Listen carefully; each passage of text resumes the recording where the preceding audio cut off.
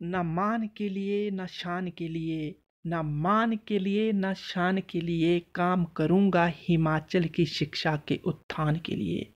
न मान के लिए न शान के लिए, काम करूँगा हिमाचल की शिक्षा के उत्थान के लिए। जय हिंद दोस्तों। सबसे पहले आपको विश्व पर्यावरण दिवस की बधाइयाँ देना चाहता हूँ। और यहाँ पर मैं आपको एक बात बताना चाहता हूँ कि जो विश्व पर्यावरण दिवस है 1974 से मनाया जा रहा है। पहली बार 1974 में जो यूएस था उसने मनाया था, और ये जो है यूएन का प्रोग्राम है। सबसे पहले जो इसकी समिट हुई थी 5 जून 1972 को हुई थी, और ये समिट जो हुई थी स्कॉटलैंड में स्कॉट होम जो था वहाँ पर हुई थी। और ये क्या है, ये स्वीडन की कैपिटल है। आई होप आपको इसके बारे में पता चल गया होगा। और इसका पर्पज जो होता है एनवायरनमेंट प्रोटेक्शन के बारे में लोगों को अवेयर करना, और यही इसका क्या होता है, उद्देश्य होता है। तो आज हम एक नई सीरीज शुरू कर रहे हैं, और इस सीरीज़ का नाम दिया हुआ है हिमाचल के 1000 प्लस प्रश्नों की नई सीरीज़, और इसे मैं 15,000 तक ले जाऊंगा। तो शुरू करते हैं।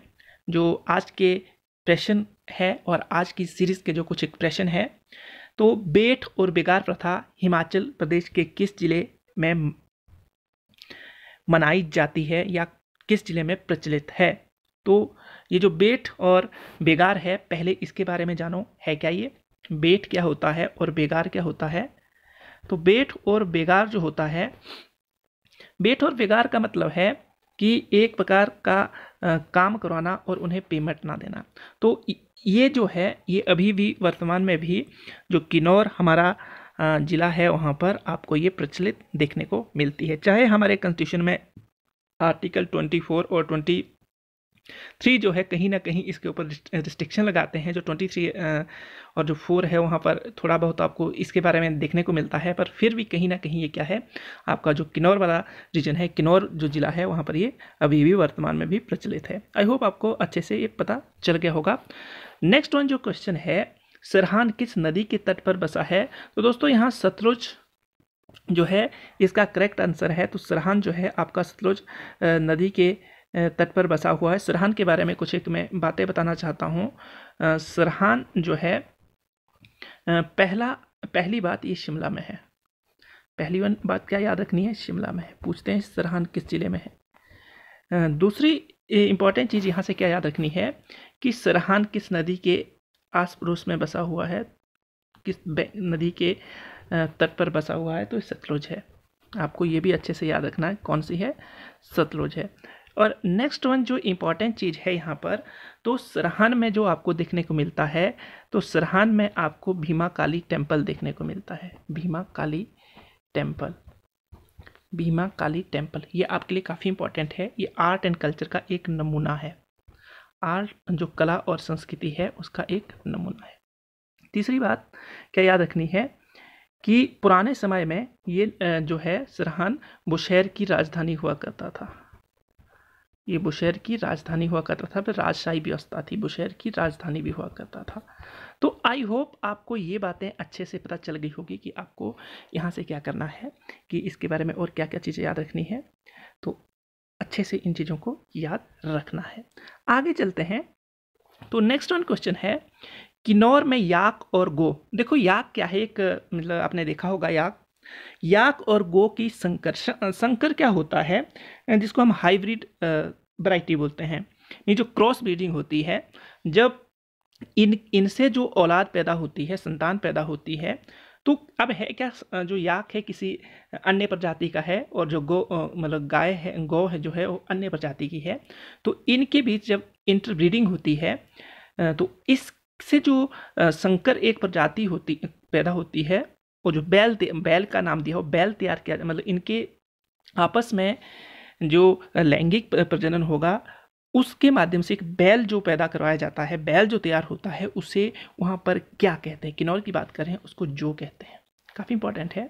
ऐसे प्रश्न जो है आपका जो नायब तहसीलदार का पेपर होता है, एलाइड होता है, TST PHT means Himachal Pradesh के जितने भी एग्ज़ाम होते हैं उन एग्ज़ाम में ये क्वेश्चन पूछे जाते हैं। तो आई होप आपको ये पता चल गया होगा। नेक्स्ट वन क्वेश्चन है, किन्नौर का प्रमुख अन्न कौन सा होता है। दोस्तों बथुआ का साग होता है। ये जो बथुआ होता है, बथुआ, इसमें आयरन भी होता है। तो याद रखना आयरन इसमें सबसे, मतलब आयरन की सबसे ज़्यादा नहीं बोलूँगा, पर इसमें मात्रा रहती है आयरन की। अब एग्जैक्ट कितनी मात्रा होती है वो नहीं मुझे पता, पर इसमें आयरन होता है। और कल मैं आपको इसकी मतलब एक पिक्चर इसके साथ दिखाऊंगा कि बथुआ का साग कैसा होता है। तो कल वाले उसमें मैं आपको ये दिखाऊंगा कि किस तरह आपको ये देखने में मिलता है, मतलब देखने में होता है। और ये यहाँ का प्रमुख अनाज है, अनाज नहीं पर क्या बोलते हैं, साग है। ये एक प्रकार का साग होता है, ये पत्तेदार साग होता है। और हिमाचल के अन्य भागों में भी देखने को मिलता है। ये हिमाचल के जो अन्य भाग है वहाँ पर भी ये बथुआ का साग देखने को मिलता है। और इसमें विटामिन और मिनरल भी देखने को मिलते हैं। वी और एम से इंडिकेट कर रहा हूँ मैं। तो विटामिन और मिनरल भी इसमें इस साग में देखने को मिलते हैं।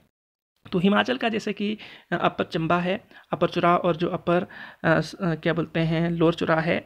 साथ में क्या बोलते हैं जो भरमौर वाला रीजन है, उस वाले रीजन में भी ये साग देखने को मिलता है, पर वहाँ का ये प्रमुख साग नहीं है। और जो आपका किन्नौर वाला रीजन है वहाँ का ये प्रमुख अन्न या प्रमुख साग मीन्स प्रमुख अनाज में इसको रखा जाता है। तो आई होप आपको ये अच्छे से बात पता चल गई होगी। नेक्स्ट वन जो क्वेश्चन है, किन्नौर का सबसे ऊंचा शिखर कौन सा है? तो दोस्तों ये रालडंग है। इसी को कैलाश पर्वत भी बोलते हैं। क्या बोलते हैं इसको? कैलाश पर्वत। इसकी जो हाइट है 1820 फीट के आस पड़ोस में है, लगभग इतनी देखने को मिलती है। तो याद रखना। और कैलाश पर्वत एक तो आपका जो हमारे क्या बोलते हैं चंबा का जो मणिमहेश है, वहाँ पर भी लोग क्या करते हैं उसको कैलाश पर्वत के कहते हैं। और एक कैलाश पर्वत आपका किन्नौर में भी देखने को मिलता है। और सबसे ऊंचा शिखर है, ऊंचा पर्वत बोलने का मतलब है देखने को मिलता है। ये कहाँ पर? किन्नौर में। और इसका अन्य नाम क्या है? रालडंग। तो आप याद रख सकते हैं रालडंग क्या है। तो रालडंग क्या है? एक पर्वत है। कई बार ऐसे क्वेश्चन भी पूछे जाते हैं।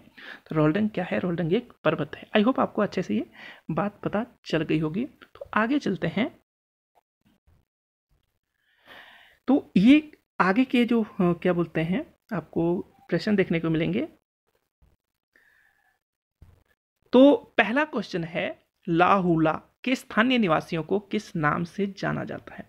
दोस्तों अगर आपने अभी तक मेरा जो मैंने पढ़ाया हुआ है लाहौल स्पीति डिस्ट्रिक्ट को, वो वाली सीरीज नहीं देखी हुई है तो आप वहाँ जाकर देख सकते हैं।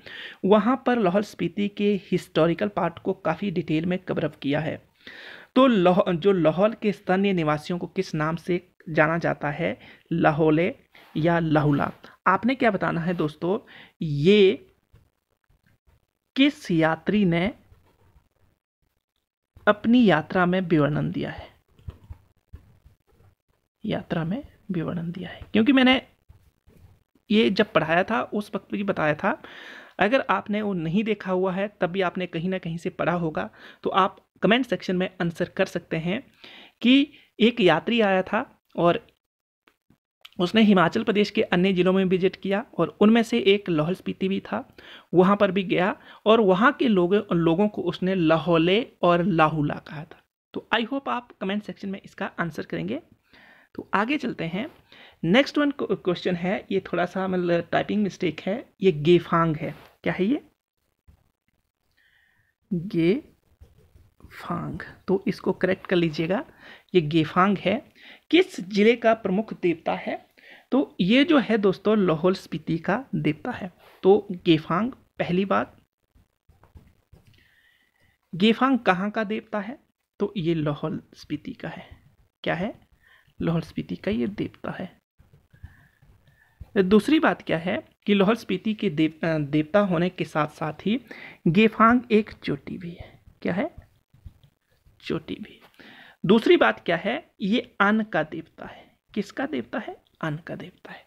आई होप आप अच्छे से इस बात को समझ गए होंगे। आपको क्या क्या याद रखना है? गेफांग कहाँ का देवता है? लाहौल स्पीति का देवता है। गेफांग एक चोटी भी है। कहाँ पर है? लाहौल स्पीति में है। गेफांग देवता है, पर किसका देवता है? तो अन्न का देवता है। आई होप आप अच्छे से ये बात समझ गए होंगे।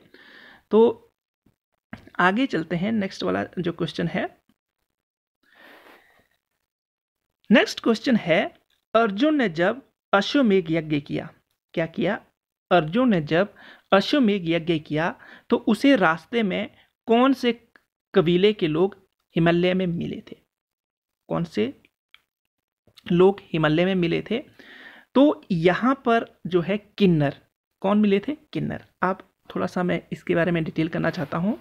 किन्नर जब अश्वमेध यज्ञ किया, और अश्वमेध यज्ञ क्यों किया जाता था? तो राजा की जो पावर होती थी, शक्ति होती थी, उसका प्रदर्शन करने के लिए एक घोड़ा छोड़ा जाता था। वो घोड़ा जिन जिन क्षेत्रों में जाता था उन क्षेत्रों को राजा के अधीन माना जाता था, और ये माना जाता था कि अब क्या हो गए, ये सारे के सारे क्षेत्र किसके अधीन आ गए हैं? राजा के अधीन आ गए।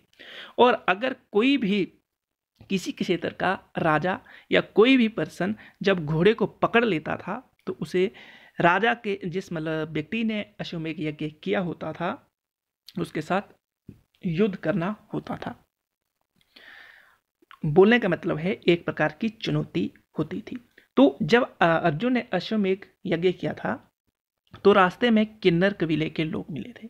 अब ये किन्नर कबीला कहाँ पर है? तो किन्नौर में देखने को मिलता है। किन्नौर दोस्तों याद रखिएगा, कहाँ पर देखने को मिलता है? किन्नौर को। दूसरी बात इनके बारे में क्या इंपॉर्टेंट है, क्या याद रखनी है कि जो किन्नर है उन्हें बिना दाढ़ी वाला पुरुष बोला जाता है। काफी इंपॉर्टेंट है, बिना दाढ़ी वाला पुरुष बोला जाता है। साथ में किन्नर का जो विवरण किया है तो जो हमारे कालिदास जी है, कालिदास, आप कमेंट सेक्शन में लिखेंगे कालिदास गुप्त काल के किस शासक के राज दरबार के कवि थे? दोस्तों कमेंट सेक्शन में लिखना है कालिदास किस गुप्त वंश के काल में राज दरबार कवि थे? तो इन्होंने क्या किया, एक बुक लिखी हुई है रघुवंशम। क्या लिखी हुई है? रघुवंशम। उसमें इसका वर्णन देखने को मिलता है, रघुवंशम। आई होप आप अच्छे से, और संस्कृत में लिखी गई है। किस में लिखी गई है? संस्कृत में लिखी गई है। आई होप आप अच्छे से जान पहचान के होंगे, और कैसे आपको एक क्वेश्चन से 4-5 क्वेश्चन निकालने हैं तो आप अच्छे से जान गए होंगे। नेक्स्ट वन इंपॉर्टेंट क्वेश्चन है किरात भेष धारण कर। किरात भेष धारण कर, किरात भी एक कबीला था। जब हम कबीलों के बारे में पढ़ेंगे, अभी हमने मंडी डिस्ट्रिक्ट को शुरू किया हुआ है और उसका कुछ एक पोर्शन बचा हुआ है, कल परसों तक हम उसको खत्म कर लेंगे। तो किरात भेष धारण कर अर्जुन ने पाशुपति, पाशुपति जो था दोस्तों, पाशुपति शिव का नाम है। पाशुपति शिव का नाम है। क्या बोलते हैं कि ऋग्वेद, यजुर्वेद, सामवेद, अथर्ववेद, और जो अथर्ववेद है उसमें इनका वर्णन किया हुआ है। जो पाशुपति है शिव का वर्णन किया हुआ है। तो पाशुपति अस्त्र मीन्स शिव का अस्त्र प्राप्त करने के लिए हिमालय के किस भाग में तपस्या की? तो तपस्या किस भाग में की थी? मध्य हिमालय में। आपको और साथ में जगह कौन सी थी? भृगुतुंग। आगे आते हैं, भृगुतुंग के बारे में कुछ एक चीजें बताना चाहता हूं मैं आपको। तो आपको पता है हिमालय को 3 भागों में बांटा हुआ है। शिवालिक है, ये मध्य हिमालय है, और ये जो है ग्रेट हिमालय, या इसी को क्या बोलते हैं, हिमाद्री भी बोलते हैं। तो आपको इसके बारे में अच्छे से याद रखना है। और जो ये मध्य हिमालय है, इस वाले रीजन में जो हमारे अर्जुन थे उन्होंने पाशुपति शस्त्र को प्राप्त करने शस्त्रीय को प्राप्त करने के लिए इस जगह पर क्या की थी? तपस्या की थी, इस वाले रीजन में। और उस जगह का नाम क्या था? भृगुतुंग। अब दोस्तों ये जो भृगुतुंग है, ये आपको जो रोहतांग दर्रा है उसका मीन्स नाम है ये भृगुतुंग। ये हम जब हिस्ट्री पढ़ेंगे भृगुतुंग तो वहाँ डिटेल करेंगे। तो भृगुतुंग क्या है? जो हमारा रोहतांग दर्रा है उसको क्या कहा जाता है? भृगुतुंग भी कहा जाता है। तो आई होप आप अच्छे से समझ गए होंगे।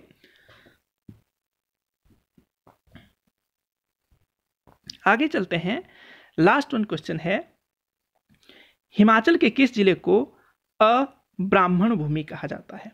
तो ये जो है दोस्तों, किन्नौर को क्या कहा जाता है? अब्राह्मण भूमि कहा जाता है। बोलने का मतलब है यहाँ पर एक भी ब्राह्मण नहीं देखने को मिलता है। क्या नहीं देखने को मिलता है? एक भी ब्राह्मण नहीं देखने को मिलता है। तो यहाँ पर आप सोचेंगे कि जो आपका सेरेमनी कौन करवाता है? तो लामा। जैसे हमारे यहाँ ब्राह्मण होता है, वैसे ही जब आपका विवाह वाली सेरेमनी होती है या डेथ वाली सेरेमनी होती है, जो डेथ वाली सेरेमनी होती है या कोई पूजा पाठ किया करवाया जाता है, तो लामा जो वहाँ का एक प्रसिद्ध व्यक्ति होता है, उसके द्वारा ये काम किया जाता है। आई होप आपको ये जो सीरीज शुरू की है ये पसंद आई होगी। अगर आपको ये पसंद आती है तो आप कमेंट सेक्शन में लिख सकते हैं कि कंटिन्यू, सी कर लिख सकते हैं आप। अगर आपको पसंद नहीं आती है तो इसे प्रोसीड करना या आगे ले जाना मुझे नहीं लगता है कि अच्छा होगा। तो अगर आपको अच्छी लगती है तो आप प्लीज़ कमेंट सेक्शन में लिख सकते हैं, और इससे अगर आपकी थोड़ी हेल्प हुई है तो आप क्या कर सकते हैं, इसे शेयर कर सकते हैं, ताकि हिमाचल प्रदेश के जो भी रिमोट एरिया के बच्चे हैं जो तैयारी कर रहे हैं, उनको ये मीन्स जो कंटेंट है वो प्राप्त नहीं हो पाता है। और कई बच्चों के पास तो किताबें तक खरीदने के लिए मनी की दिक्कत होती है। तो आप क्या कर सकते हैं, उनकी हेल्प कर सकते हैं, उन तक किसी न किसी तरह, या आप अगर सुन रहे हैं इसको तो इसको पढ़कर उनको पढ़ा सकते हैं। इससे क्या होगा कि आपकी भी रिवीजन हो जाएगी और किसी का भला भी हो जाएगा।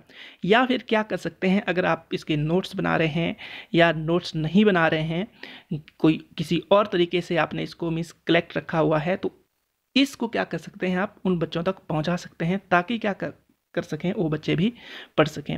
और अगर आप ऐसा करते हैं तो इससे क्या होगा, मीन्स जो हमारे हिमाचल का जो रिमोट एरिया है, जो एजुकेशन के फील्ड में पिछड़ा हुआ है, वो कहीं ना कहीं उभर पाएगा। तो आई होप आप ऐसा करेंगे। जय हिंद। अपना ध्यान रखिए, अपने परिवार का ध्यान रखिए। अगर आपको ये वीडियो पसंद आई हुई है तो शेयर सब्सक्राइब जरूर करिए। धन्यवाद। जय हिंद, जय हिमाचल।